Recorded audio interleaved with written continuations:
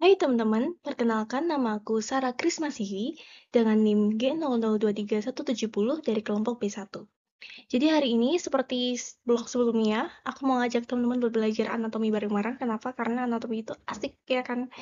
Oke, jadi kita mau belajar anatomi dan hari ini aku mau bahas suatu topik, mungkin beberapa topik ya nanti. Yang pertama itu adalah teman-teman pernah ngeliat nggak sih kayak perutnya binaragawan yang six-pack atau perut teman-teman sendiri yang mungkin six-pack. Nah, atau apa ya, kayak kalian pernah nggak sih kepo kayak lapisan di perut-perut kita tuh ada apa aja sih dan apa ada muskulus-muskulus yang nanti bakal nyusun perut kita dan seperti apa sistemnya, susunannya seperti apa ya. Kita mau belajar bareng-bareng di topik pada hari ini, oke? Langsung aja, jadi kita mau belajar tentang dinding abdomen. Nah, dinding abdomen itu teman-teman bisa lihat dari anterolateral atau dari posterior gitu. Jadi teman-teman bisa lihat dari kedua sisi itu ya. Nah, secara eh, anterolateral sendiri itu tuh teman-teman bisa membagi menjadi kulit, fascia superficialis, terus ada fascia camper, fascia scarpa, fascia profunda, Musculi et aponeurosis yang nantinya ada beberapa juga. Nanti kita lebih bahas detail di slide-slide selanjutnya ya. Terus ada fascia transversalis, fascia extraperitonealis, dan peritoneum parietale. Nah, secara posterior juga teman-teman bisa membaginya eh, ada kulit, ada fascia superficialis dorsi, terus kemudian musculus. Di lapisan pertama yang musculus itu ada musculus latissimus dorsi, terus kemudian lapisan keduanya ada musculus obliquus externus abdominis, ada musculus erector spinae, ada musculus longissimus dorsi, musculus serratus posterior dan inferior. Nah, terus ada lapisan ketiganya dari musculus ini, ada musculus multifidus, musculus interspinalis, dan musculus obliquus internus abdominis. Terus ada lapisan keempatnya, ada musculus quadratus lumborum, musculus iliopsoas, dan musculus transversus abdominis. Nah, kemudian selanjutnya lapisannya ada fascia extraperitonealis dan peritoneum parietale. Nah, kita bakal lebih bahas detail yang secara anterolateral ya. Lanjut aja, secara anterolateral itu tadi kan aku udah overview dikit nih. Jadi kita lebih bahas detail. Di sini ada skin atau kulit. Nah, kulit itu tuh melekat pada struktur yang terletak di bawahnya dengan longgar. Jadi dia longgar gitu melekatnya dan kecuali di umbilikus gitu. Karena di umbilikus ini dia melekatnya eh, apa ya, kayak melekat erat gitu karena di situ ada jaringan parutnya gitu. Terus ada fascia superficialis. Nah, tadi kan aku udah sebut fascia superficialis itu ada dibagi menjadi dua ya, itu fascia camper dan fascia scarpa. Fascia camper dan scarpa ya. Jadi fascia superficialis ini tuh dia tuh memiliki lapisan yang berbeda antara lapisan di atas umbilikus sama di bawahnya umbilikus tuh beda. Di superiornya umbilikus itu fascia superficialis tuh hanya terdiri dari jaringan subkutan. Jadi kayak bersatu gitu dari jaringan subkutan. Cuma ya mereka bersatu gitu. Tapi yang di bagian inferiornya umbilikus itu tuh nanti bakal dibagi menjadi dua yaitu fascia camper dan scarpa. Nah, bedanya Fasius camper sama Scarpa ini apa? Kalau yang camper ini tuh, itu tuh ketebalannya nanti dia akan bervariasi ya. Yang camper ini, dia tuh akan bervariasi dan uh, itu tuh dia buat penyimpanan lemak. Jadi ya warnanya tuh udah kayak lemak banget kan ini, kuning gitu kan. Nah, sedangkan fascia scarpa ini tuh adalah lapisan membranosa yang tipis. Nah, dia kan tipis nih. Dan berisi sedikit atau tanpa lemak. Jadi bisa ada lemaknya dan bisa nggak ada gitu. Ada lemaknya tuh cuma dikit. Nah, si fascia scarpa ini kalau misalnya dia di inferior ini, itu tuh akan berlanjut di bagian paha atau di regio femoralis tuh dia akan di tepat di bawahnya inferiornya ligamentum inguinale itu ini akan menyatu dengan fascia si profundus dari regio femoralis yaitu fascia lata dan di garis tengah lapisan ini melekat erat dengan linea alba dan symphysis pubica gitu.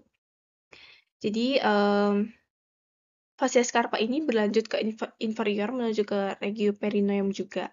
Itu sebagai lapisan membranosus jaringan subkutan perineum atau disebut fascia coles. Nah, pada pria, si fascia superficialis ini itu tuh akan berlanjut membentuk fascia khusus yang disebut fascia dartos gitu. Sedangkan pada wanita itu tuh fascia superficialis ini adalah komponen labium maius pudenda. Itu nice to know aja sih. Nah, terus ada fascia di profunda gitu ya, yang lebih lebih dalam ini. Nah, ini tuh adalah lapisan tipis jaringan ikat yang menutupi muskulus dan terletak di sebelah dalamnya fascia scarpa gitu. Jadi ya tipis-tipis doang ini yang menutupi muskulus gitu. Nah, terus ada musculi et aponeurosis gitu. Nanti kita lihat gambarnya di slide berikutnya ya. Tapi ada apa namanya? Ada musculus obliquus externus gitu nih, external oblique, terus ada internal oblique, dan ada transversus abdominis gitu. Terus nanti ada juga yang ada rectus abdominis dan juga pyramidalis abdominis. Nanti kita lihat di selanjutnya. Terus ada fascia transversalis, teman-teman. Terus fascia transversalis ini tuh nanti lapisan yang berkelanjutan dari fascia profundus ya. Jadi memagari si cavitas abdominalis itu dan berlanjut ke dalam cavitas pelvis. Nah, terus ada fascia extraperitoneal ini. Nah, itu tuh dia dari jaringan lemak juga, makanya warnanya kuning-kuning ini. Nah, fascia ini tuh memisahkan antara fascia transversalis dengan peritoneum gitu. Nah, terus ada juga peritoneum parietale. Peritoneum parietale itu dibagi menjadi beberapa, ada peritoneum, itu peritoneum ada parietale dan viscerale. Terus ada cavum peritonei, itu cavum peritonei mayor, cavum peritonei minor, dan ada foramen epipleca Winslowi. Nanti di situ ada beberapa bangunan gitu ya, teman-teman. Nah, kita lanjut dulu. Nah, tadi aku udah bilang kayak musculis et aponeurosis tuh apa aja gitu. Nah, dia dibagi menjadi dua, yaitu ada flat muscle sama vertical muscle ya. Nah, di flat muscle ini tuh, teman-teman bisa lihat ada musculus obliquus externus. Obliquus externus tuh yang ini. Jadi dia itu arahnya tuh inferomedial gitu, kayak huruf V, ya, kayak huruf V. Nah, sedangkan musculus obliquus internus itu tuh nanti dia arahnya tuh supermedial, jadi kayak huruf A gini, ya. Dia kayak huruf A. Sedangkan ada juga yang terakhir ada transversus transversus abdominis itu nanti dia mendatar gini gitu.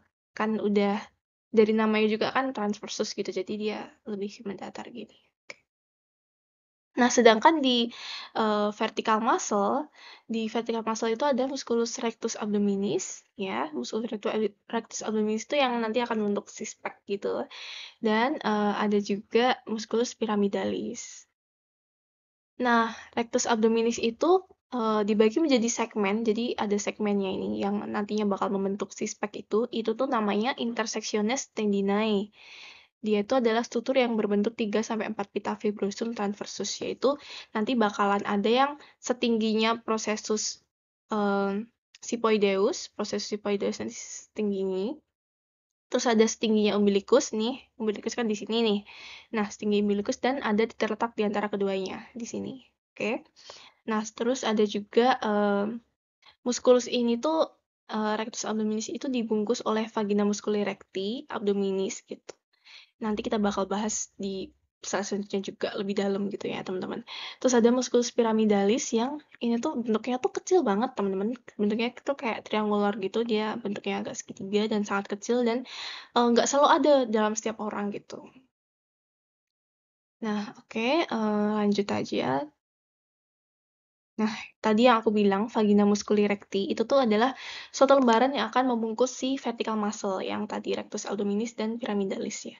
Nah, vagina musculi recti abdominis itu membungkus sempurna facies anterior dan posterior dari 3/4 bagian rectus abdominis ya. Jadi kayak sempurna di posterior ada, anterior ada, di posterior juga ada gitu. Sedangkan 1/4 di bawahnya itu cuma menutupi fasies anteriornya aja. di depannya aja, sedangkan di bagian dalamnya tuh nggak ada.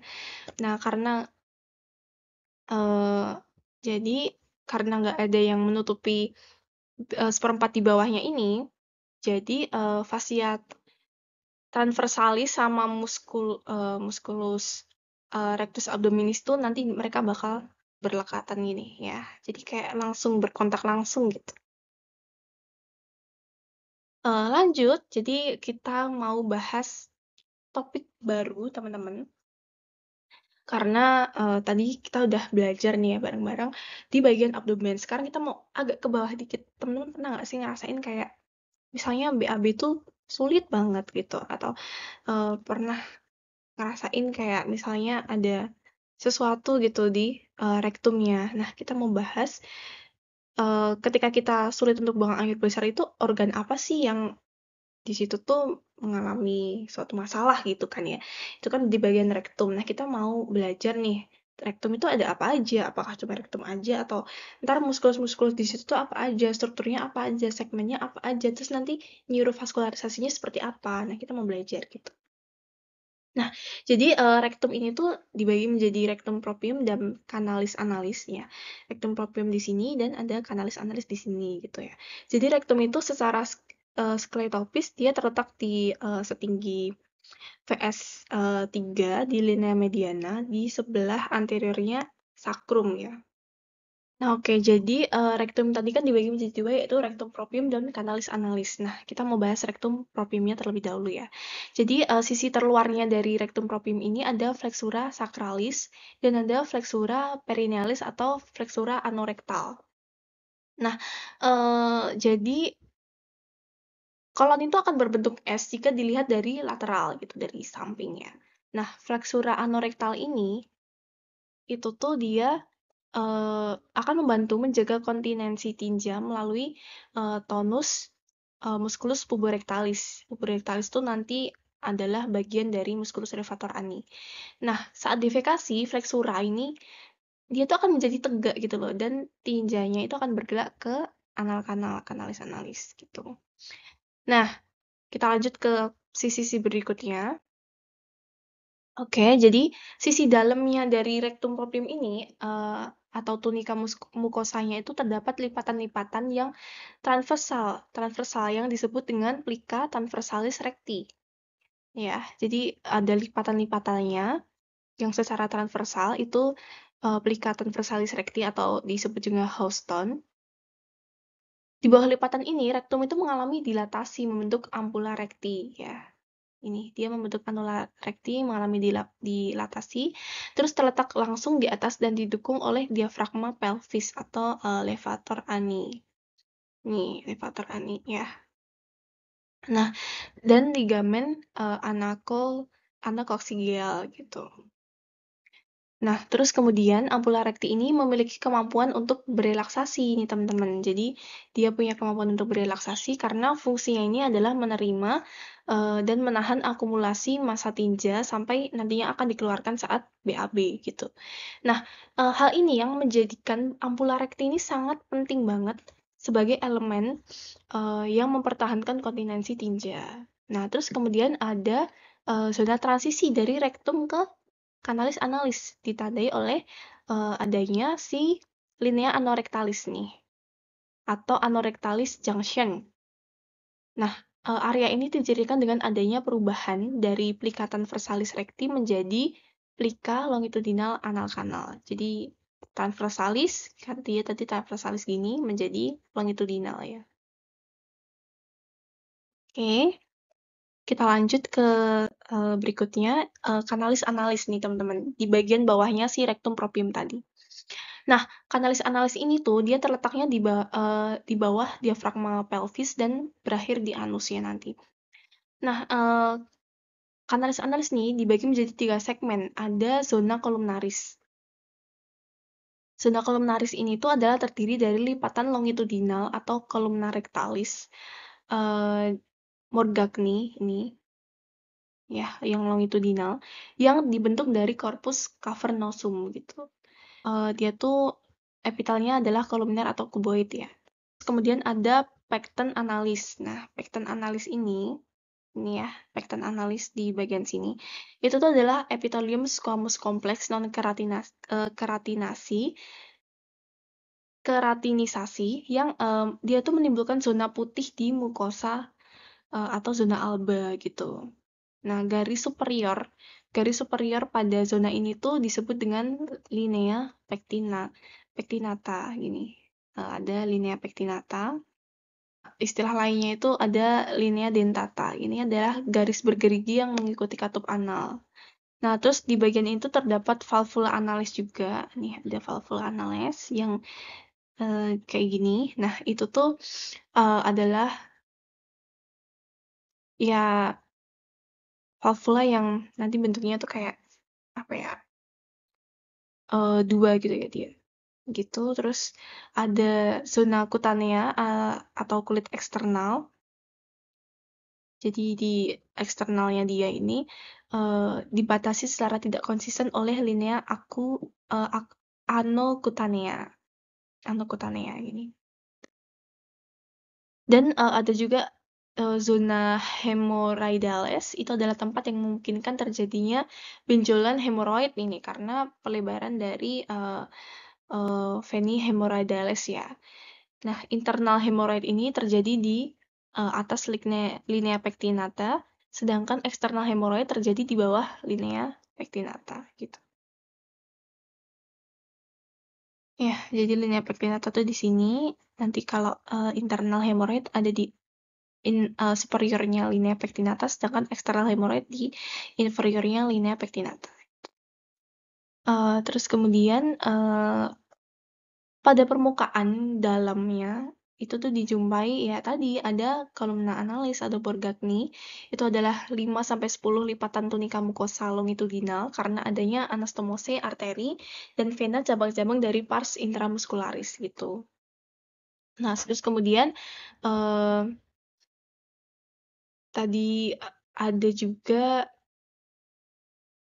valvula analis. Valvula analis itu merupakan pelipatan mukosa yang menghubungkan tiap dua kolumna. Ini ya valvula analis. Dua kolumna dari bagian kaudal. Terus ada juga sinus rectalis. Sinus rectalis ini merupakan cekungan di antara valvula analis gitu. Cekungan di antara valvula analis. Nah, selanjutnya muskulus apa aja sih yang ada di kanalis analis gitu. Nah, ada otot-otot sphincter di kanalis analis. Yang pertama ada muskulus sphincter internus ini. Dia itu otot polos. Otot polos jadi kerjanya pasti involunter ya. Nggak disadari. Dan dia tuh selalu berkontraksi ya. Diaktifasi secara simpatis. Jadi dia tuh nggak punya gerakan peristaltik tapi kontraksinya tuh permanen gitu teman-teman di sphincter ani internus. Nah, terus kemudian ada corrugator ani. Corrugator ani itu di sini dia itu juga otot polos jadi juga kerjanya juga secara involunter. Nah, saat defekasi ini tuh dia akan berkontraksi dan menyebabkan pemendekan dari kanalis analis. Terus ada musculus sphincter ani externus. Dia tuh otot skelet ya, teman-teman. Dia ada pars profunda, superficialis dan juga subcutanea. Kerjanya pasti kalau otot skelet secara voluntar dong. Jadi kita sadar. Dan dia tuh yang akan mengatur defekasi. Jadi kita tuh bisa mengatur si keluarnya si tinja atau defekasi ini oleh musculus sphincter ani externus gitu. Yang ngebantu kita untuk regulator defekasi. Gitu. Nah, terus selanjutnya ada musculus puborectalis juga. Puborectalis ini tuh dia juga merupakan otot skelet, dia itu adalah bagian dari musculus levator ani gitu. Jadi dia juga kerjanya secara volunter, kita sadar. Nah, terus ada vaskularisasinya. Vaskularisasinya dari rectum proprium sama canalis analis ini itu dari arteri rectalis superior. Nah, rectalis superior ini itu adalah cabang dari arteri mesenterica inferior ya. Yang ngecabang jadi rectalis superior. Terus ada rectalis media. Rectalis media ini adalah cabang dari iliaca interna. Ya. Terus ada arteri rectalis inferior. Ini adalah cabang dari arteri iliaca interna juga. gitu. Nah, terus venanya gimana? Nah, kalau venanya ini tuh ada vena rectalis superior yang dia ini beranastomosis dengan vena rectalis media at inferior yang akan bermuara menuju ke vena porta hepatis ya. Nanti dia akan membawa darah ke jantung gitu kan. Nah, batas antara daerah aliran dari vena porta hepatis dan vena cava inferior itu terletak di daerah linea pectinata. Nah, pada anal kanal itu tuh drainase venanya tuh terletak di atas linea pectinata. Akan bermuara ke vena porta, sedangkan drainase yang di bawah dari linea pectinata itu akan bermuara ke vena cava inferior. Oke, lanjut. Nah, terus ada inervasinya. Dia inervasinya secara simpatis itu oleh nervus splagnolombalis, sedangkan secara parasimpatis itu merupakan dari nervus Francisci pelvici ya.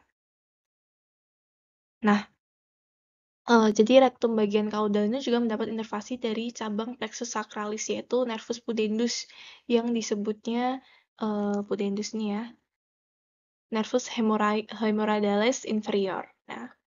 Nah, plexus rektal mengandung serabut syaraf simpatis. Jadi yang rektal tuh yang warnanya hijau, teman-teman, dan parasimpatis yang warnanya tuh ungu. Nah, plexus rectalis ini merupakan sebagian dari plexus hypogastricus inferior dan berisi serabut syaraf simpatis dan parasimpatisnya yang nanti akan sesuai untuk inervasi di bagian ini ya. Nah, serabut simpatis ini akan mengaktifkan musculus sphincter ani internus tadi sehingga dia akan menjaga si kontinensi ya atau kontrolnya defekasi gitu ya. Nah, sedangkan serabut parasimpatis ini akan menggerakkan secara peristaltik gitu. Dia akan menghambat otot sphincter atau muskulus sphincter tadi dan ya gitu. Jadi mereka bekerjanya itu secara antagonis ya. Nah, selanjutnya kita mau bahas tentang peritoneum. Apa sih peritoneum? Terus ntar dibagi menjadi apa aja dan apa aja yang akan ada di dalamnya, kita mau belajar ya. Nah, jadi sebelumnya peritoneum ini adalah suatu lapisan tipis yang dan licin yang akan melapisi bagian dalam dinding abdomen gitu dan membungkus bagian atau seluruh viscera abdomen. Jadi fungsinya dia ini adalah untuk pelumas ya, untuk menjaga gesekan antara viscera abdomen. Terus dia nanti akan menyimpan lemak juga, terus pertahanan terhadap infeksi dan alat penggantung, terus mempercepat absorpsi obat yang dimasukkan secara intraperitoneal. Nah, peritoneum ini dibagi menjadi dua, ada yang parietale dan ada yang visceral.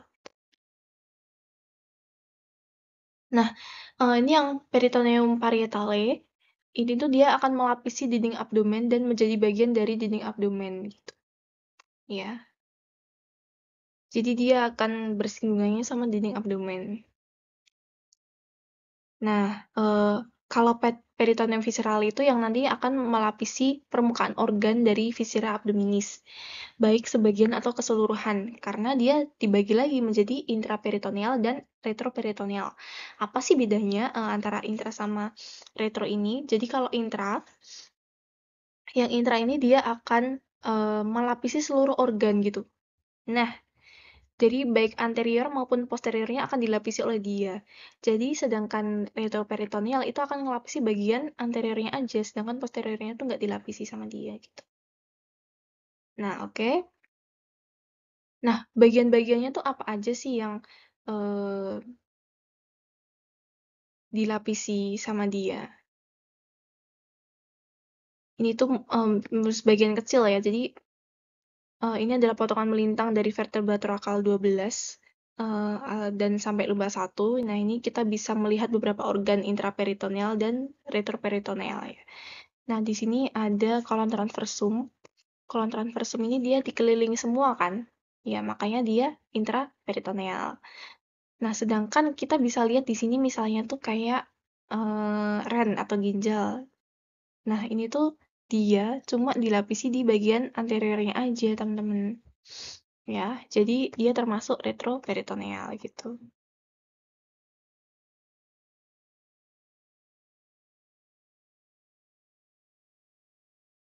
Nah, sebenarnya ada cara gampang buat ngehafal si intra sama retro. Karena si retro ini lebih sedikit, jadinya kita ngehafal yang retroperitoneal aja, sedangkan intra tuh ya yang nggak termasuk si retroperitoneal. Jadi kita punya singkatan yang namanya Sedpacker, itu yang jadi S suprarenal gland, ya, jadi glandula suprarenalis ini, terus ada aorta, A, terus D-nya ada duodenum, ya, di sini ada duodenum, terus ada P, pankreas. Pankreas ini dia retroperitoneal kecuali di bagian kaudanya. Terus ada ureter, ya, ada ureter. Terus C-nya ada kolon ascendent dan descendent, ya, kolon ascendent dan descendent. Jadi si kolon ini tuh dia selang-seling ya. Jadi eh, apa namanya, yang apa vertikal itu tuh merupakan retroperitoneal, sedangkan yang horizontal yang kayak misalnya kolon transversum terus sigmoid itu tuh dia intraperitoneal gitu. Terus ada K, kidney, ya, atau si ginjal. Terus yang E ada esophagus, terus R adalah rectum gitu. Nih. Nah, sedangkan intraperitoneal tuh ya di apa ya, selain si Sedpacker ini, kayak misalnya ada hepar, terus misalnya lien, terus ada pankreas di bagian kauda, terus ada tadi kolon transversum, kolon sigmoid, dan lain sebagainya.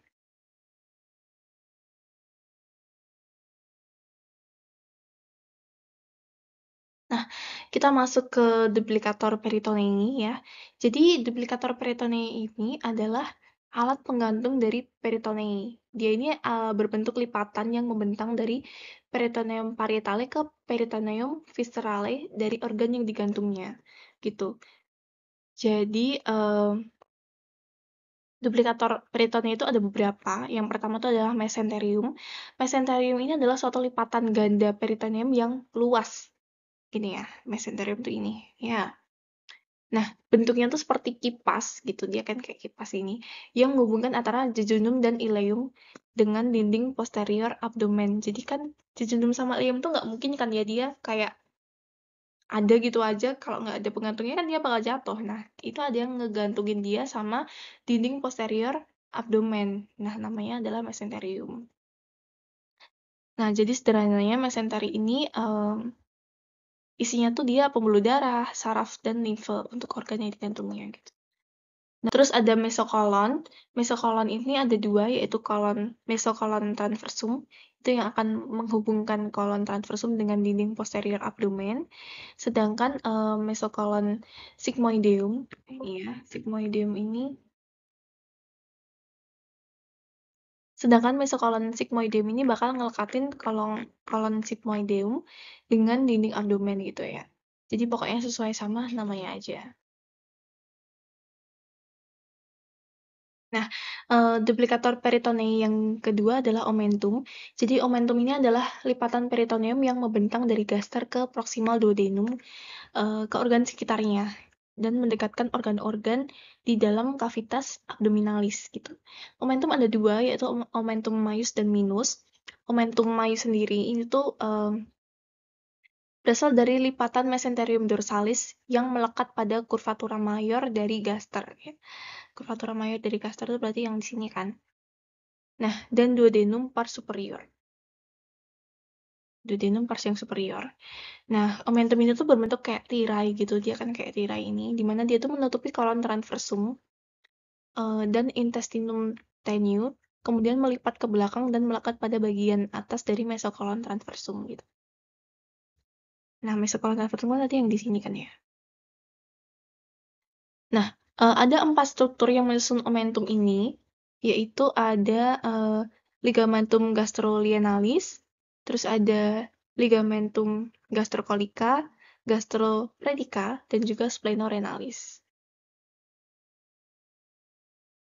Nah, sedangkan omentum minus ini tuh dia asalnya tuh dari mesenterium ventralis yang melekatkan curvatura minor gaster dan duodenum pars superior menuju inferior dari hepar ya. inferior dari hepar. Ada dua nih penyusunnya, yaitu ligamentum hepatogastricum dan yang melintas antara gaster sama hepar, dan ligamentum hepatoduodenale gitu, yang dia tuh melintas di antara duodenum dan hepar.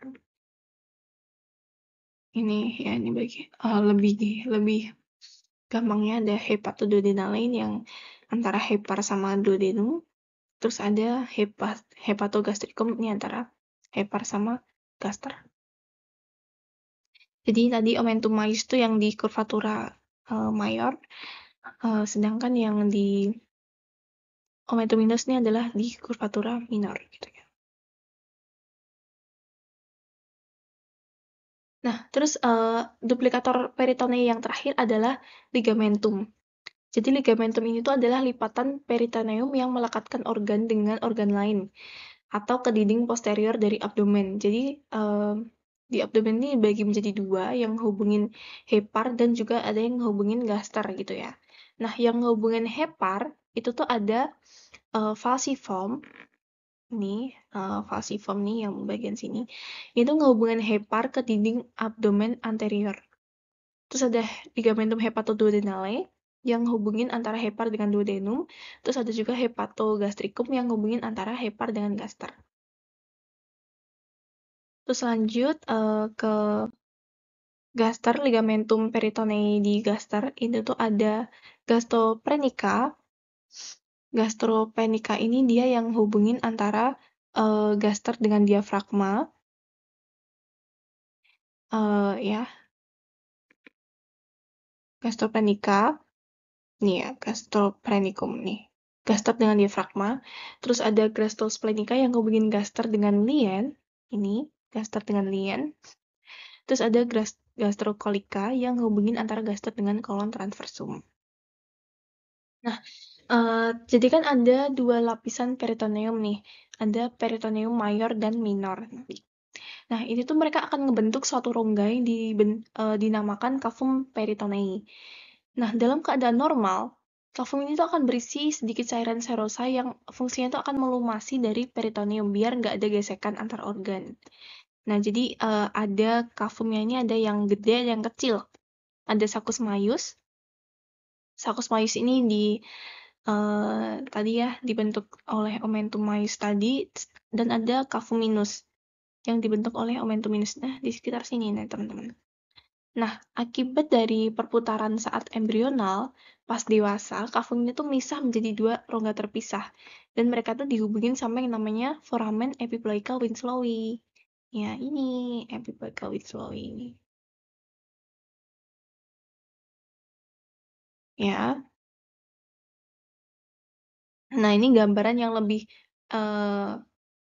realistis dari epiploica winslowi ini, foramen omentali. Ya, karena pas dewasa ini kan pisah ya antara greater sac sama lesser sac tadi. Gitu deh teman-teman. Jadi itu aja pembahasan anatomi hari ini. Kita udah belajar 3 topik. Tadi ada di lapisan-lapisan yang di dinding abdomen, terus kita belajar sama rektum, terus kita belajar peritoneum juga. Kan udah seru banget. Terima kasih teman-teman yang udah nonton. Jangan lupa belajar anatomi 3 kali sehari kayak minum obat biar semakin inget dan kita semakin mengenal tubuh kita sendiri. Oke, terima kasih semuanya. Dadah.